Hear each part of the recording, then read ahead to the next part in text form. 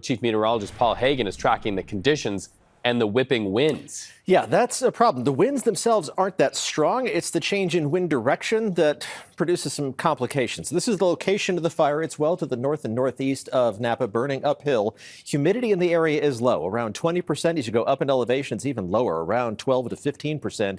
The winds along the valley floor out of the south, around 10 miles an hour, only gusting to 15 miles an hour.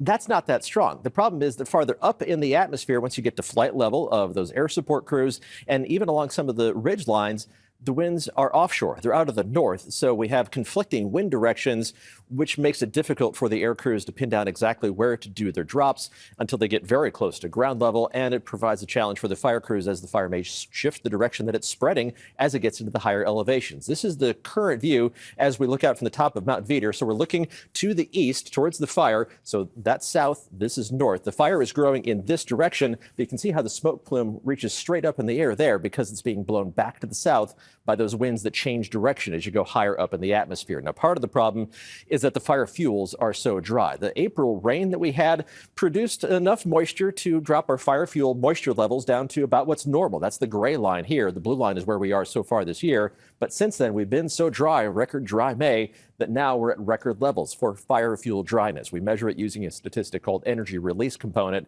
You don't want to be near that red line, but it's exactly where we are.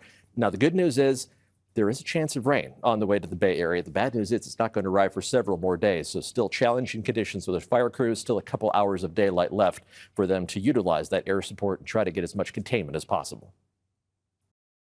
Tonight, air quality a big concern across the Bay Area as smoke from the Oak Fire near Yosemite drifts our way. First Alert meteorologist Paul Hagan joining us now with an explanation on why we probably won't have to worry about a return to those infamous orange skies we recall so long ago. That's what they were seeing in Yosemite today with the smoke plume from the Oak Fire. We do not want a return to that. No. The problem is that the winds are going to be shifting a little bit. The smoke plume is directed by the winds in the mid-levels of the atmosphere, about 1.5 miles, 2 miles up. That's where we have the wind arrows showing those wind direction. It's from the east and southeast, pushing that smoke plume towards the Bay Area. And that's going to be the case with those waves of smoke moving in our direction over the next couple of days at least, likely through the rest of this week.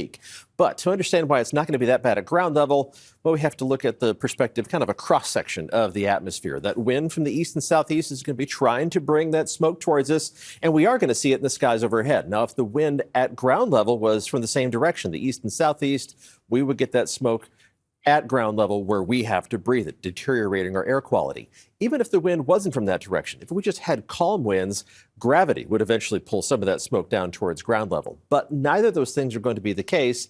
Instead, while the winds farther up in the atmosphere from the east and southeast, we're going to have that onshore wind at ground level, and that means we're going to have a continuing flow of fresh air off the Pacific, the marine layer, really going to help us out, keeping that smoke elevated in the atmosphere. We're going to have to look at it, but we are not going to have to breathe it in. So air quality for the North Bay and the East Bay likely only dropping into the moderate category for the next several days. Otherwise, we're looking at a lot of green dots in the air quality forecast through the rest of this week.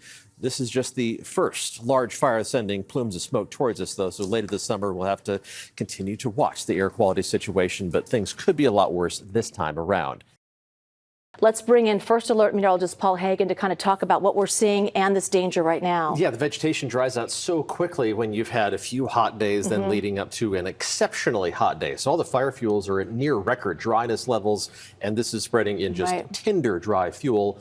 Even though it's in a sparsely populated area for now, if it continues to spread, that's no longer guaranteed to be the case. Let's talk about the heat and exactly how hot it was. It was a day of record-shattering high temperatures across the Bay Area. All of the starred locations, just some of the records that were set today. 116 degrees in Livermore, made it up to 112 degrees in Santa Rosa, 104 in San Jose, and an even 100 degrees downtown Oakland.